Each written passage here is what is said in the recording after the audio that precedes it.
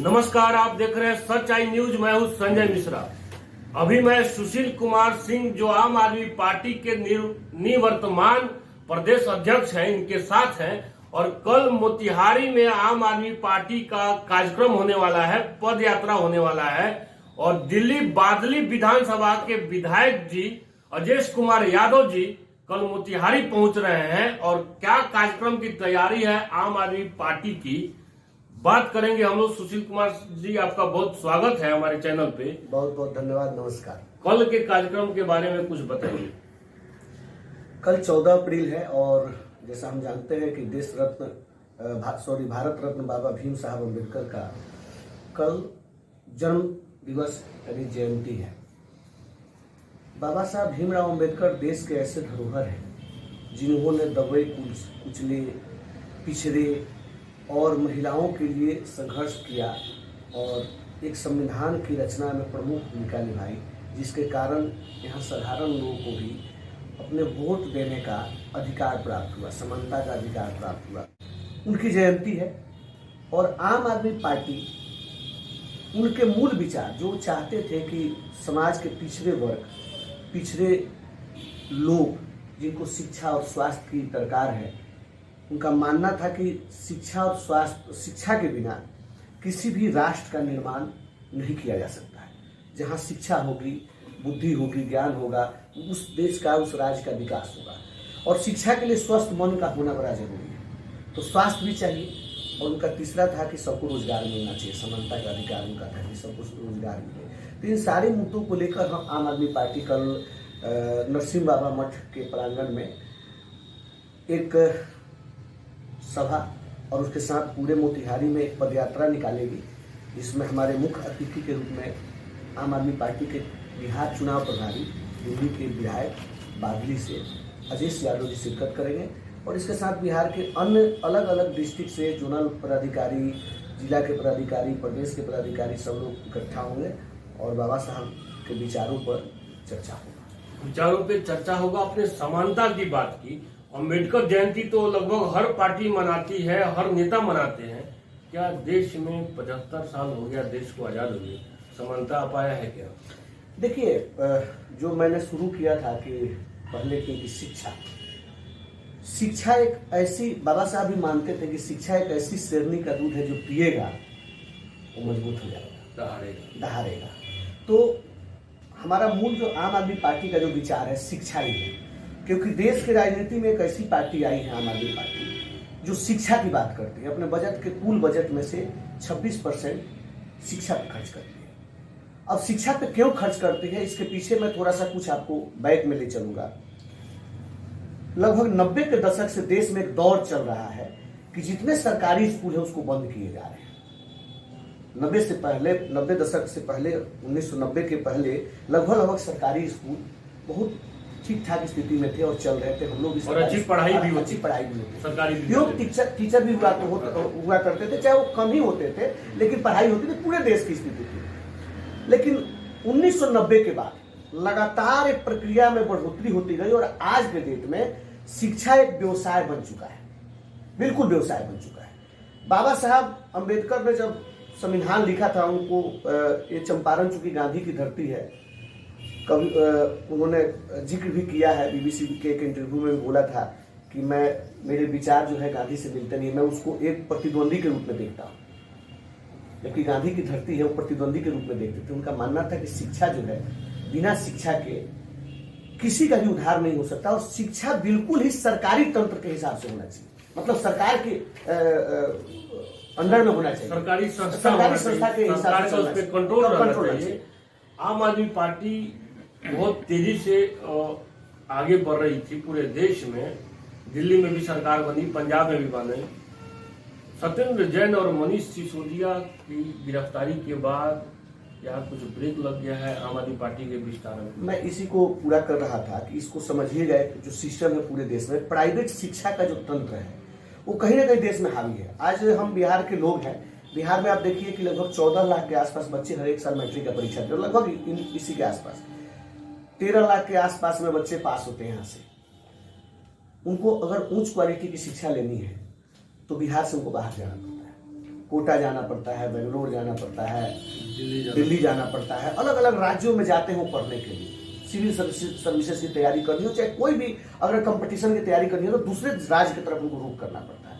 मतलब शिक्षा की स्थिति यहाँ बदतर है। दिल्ली में एक सरकार बनी आज से 8 साल पहले, लगभग उसी के आसपास केंद्र में भी एक सरकार बनी मोदी जी की, और एक केजरीवाल जी की सरकार बनी। उसके रोल मॉडल के रूप में मनीष सिसोदिया सुबह 6 बजे सरकारी स्कूलों में पहुंचना उन्होंने शुरू किया, क्योंकि दिल्ली छोटा सा राज्य है, केंद्र शासित प्रदेश है, वहां गिनती के स्कूल है लगभग 1034, वहां 1050 के आसपास सरकारी स्कूल टोटल जब हम लोग सत्ता में आए थे। तो 6:30 बजे जिस आदमी को स्कूल में पहुंचना है, 6 बजे स्कूल में पहुंचना है, और जहां वो रहता है वहां से 50 किलोमीटर अगर दूर जाना है, तो आदमी 5 बजे तैयार होकर घर से निकलता होगा। हो सकता है कि तैयार होने के लिए उसको 3 बजे, 3:30 बजे, 4 बजे जगना पड़ता होगा। वो आदमी 4 बजे उठ के जब स्कूल में के लिए निकलता है, मुझे बताइए कि देश का कौन ऐसा नेता है कि रोज का उसका ड्यूटी हो कि एक स्कूल में जाना ही जाना है। तो उन्होंने जैसे ही जाना शुरू किया तो देखिए, अधिकारी जो सरकारी तंत्र के लोग होते हैं वो डंडा से डरते तो जरूर है। उनको खौफ हो गया पूरे दिल्ली के एजुकेशन महकमे के अंदर कि मंत्री पता नहीं कब कौन से स्कूल में पहुंच जाएंगे, और एक दिन पहले तक पता नहीं होता था कि कौन से स्कूल में जाना है। तो सुबह वो स्कूल में किसी न किसी में ऐसे ही अनायास विजिट करते थे। तो एकाएक पूरे दिल्ली के अंदर जो स्कूली सिस्टम था, सरकारी तंत्र था, वो ठीक होना शुरू हो गया। फिर छात्रों के साथ संवाद उन्होंने किया। छात्रों छात्राओं ने बताया कि हमारी समस्या क्या है। उन्होंने कहा कि हम 45 डिग्री 48 डिग्री टेम्परेचर में बिना पंखे के नीचे, बिना छत के नीचे हम पढ़ाई करते हैं, कैसे पढ़ेंगे? आपका 1 घंटे का बिजली चला जाता है तो लोग अपने घर में हल्ला मचाते हैं। ये दर्द थी। एक लड़की खड़ी हुई थी, मुझे याद है, तो उस लड़की ने कहा कि अगर आपकी बेटी 9वीं क्लास में पढ़ रही हो, 10वीं क्लास में पढ़ रही हो, 12वीं में पढ़ रही हो, और जिस स्कूल में जाती हो 8 घंटा समय उसको गुजारना हो, और बाथरूम का दरवाजा टूटा हुआ हो, बाउंड्री टूटी हुई, तो क्या आप अपने बेटी को आप उसमें पढ़ने के लिए भेजेंगे? तो आप सोचिए कि बच्चों का संवाद सुना गया। शिक्षकों ने कहा कि हमसे और अन्य काम कराए जाते हैं, जैसे बिहार में आप देखते हैं कि यहाँ पढ़ाई छोड़ के बाकी सब काम टीचरों से कराया जाता है। तो सरकार ने वहां पे काम निर्धारित किया कि टीचर सिर्फ और सिर्फ पढ़ाएंगे, पढ़ाई पे उनका ध्यान रहेगा। साफ सफाई के लिए उन्होंने स्टेट मैनेजर नियुक्त किया, और बच्चों के लिए उन्होंने स्कूल बनवाना शुरू किया कि इन्वायरमेंट अच्छा हो, बाउंड्री ठीक हो, फैन ठीक हो, पंखा ठीक हो, एसी रूम, तो क्लास रूम वहां चमचमाता हुआ बना। तो इसके लिए शिक्षा का बजट उन्होंने बढ़ाया, 26% शिक्षा का बजट हुआ, तो पैसा भी ज्यादा मिला, टीचरों की सैलरी भी बढ़ाई गई, टीचरों को ट्रेनिंग भी दिया गया विदेश में, और जिसका रिजल्ट हुआ कि आज आप देखेंगे कि वहां लगभग 99% रिजल्ट आता है। दिल्ली के अंदर एक ऐसा देश में राज्य है जहां 99% बच्चे पास होते हैं, और साथ में IIT नीट जैसे बड़े परीक्षाओं में डायरेक्ट सरकारी स्कूल में पढ़ा हुआ बच्चा लगभग 700 के आसपास पिछले सालों निकाला है, डायरेक्ट सरकारी स्कूल में पढ़ने वाले बच्चे छोटे से राज्य में। आप सोचिए क्या बदलाव हुआ। और जब इन सारे चीजों को देखा सरकार ने, वहां 10 लाख रुपए की व्यवस्था की, जाति से ऊपर उठकर किसी भी जाति धर्म का लड़का हो, बच्चा हो, ये नहीं कि APL BPL चाहे आप किसी पिछले समाज से आते हैं, ऐसा कुछ भी वहां रूल नहीं है। जो भी साधारण बच्चा है जो पढ़ना चाहता है, उसके माता पिता से मतलब ये, सरकार उसको 10 लाख रुपया प्रोवाइड कराती है कि तुम जाके जो भी बनना चाहते हो। दिल्ली में शिक्षा की व्यवस्था अच्छी हो गई है, एक प्राय सभी लोग चर्चा करते हैं। बिहार में आम आदमी पार्टी की क्या स्थिति है? बिहार के निवर्तमान अध्यक्ष है, और यहाँ पे आम आदमी पार्टी का क्या विचार है? पार्टी का कैसे विस्तार आप लोग करें? आगामी लोकसभा चुनाव क्या पार्टी लड़ेगी, विधानसभा चुनाव लड़ेगी? देखिए, हम लोग राजनीति में आए थे राजनीतिक बदलाव के लिए। आज मैं एक न्यूज देख रहा था, एक न्यूज में सुबह सुबह चल रहा है कि भाजपा सरकार भी वृद्धों को मुफ्त में तीर्थ यात्रा कराएगी। और आपने देखा हुआ गुजरात जब चुनाव हुआ था तो उसमें मोदी जी को एक नकली स्कूल बनवाना पड़ा, एक केबिन में स्कूल उन्होंने बनवाया, और स्कूल का दौरा उनको करना पड़ा कि हमने भी स्कूल बनवाया है नकली से। लेकिन हमने वहां पे लाकर खड़ा किया राजनीति को कि स्कूल पे बात होगी, अस्पताल पे बात होगी। तो आम आदमी पार्टी 2025 में 24 में जो भी चुनाव होगा, आम आदमी पार्टी पूरे देश में चुनाव लड़ रही है, और पूरे देश में चुनाव लड़ेगी, क्योंकि हम राष्ट्रीय पार्टी बन गए। तो राष्ट्रीय पार्टी का एक कर्तव्य होता है कि जो व्यवस्थाएं दिल्ली में हम जनता को दे पा रहे हैं, पंजाब में दे पा रहे हैं, वो बिहार में भी दें। बिहार में भी इसके लिए हम संघर्ष कर रहे हैं।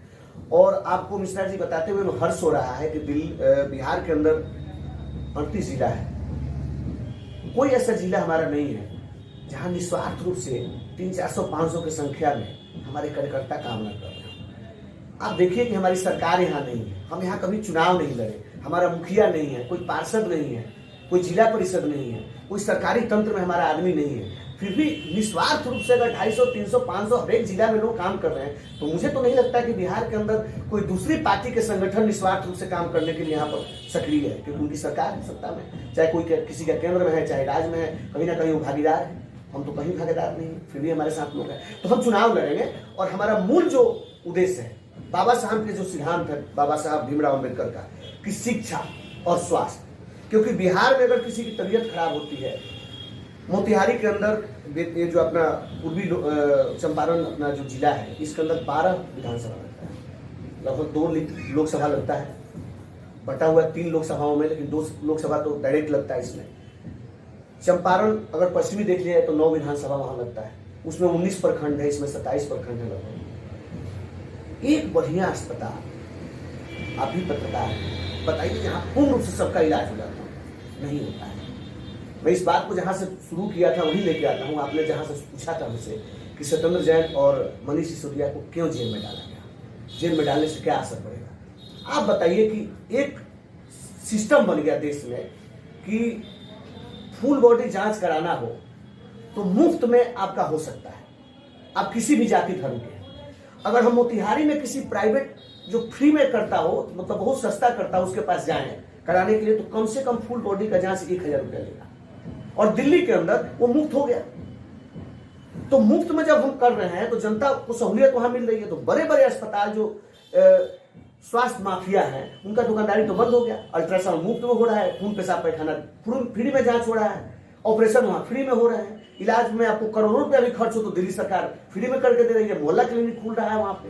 तो जब वो व्यवस्था फ्री में हो रहा है, तो कहीं ना कहीं बड़े बड़े जो प्राइवेट अस्पताल है वो बंद होने के कगार पे आ गए। सत्येंद्र जैन को जेल में डाला गया है। और बड़े बड़े एजुकेशन माफिया जो वहां पे काम करते हैं, हमने वहां SOSE सुपर स्पेशलिस्ट एक स्कूल हमने खोला है, 12 स्कूल खुली है, जिसमें डायरेक्ट 9वीं के बाद में जो बच्चा JEE की तैयारी करना चाहता है, चाहे कोई भी विभाग में, जैसे इंजीनियर बनना चाहता है, डॉक्टर बनना चाहता है, डायरेक्ट पढ़ाई कर सकता है, और पूरा ट्यूशन सरकार देगी, ट्यूशन फीस का।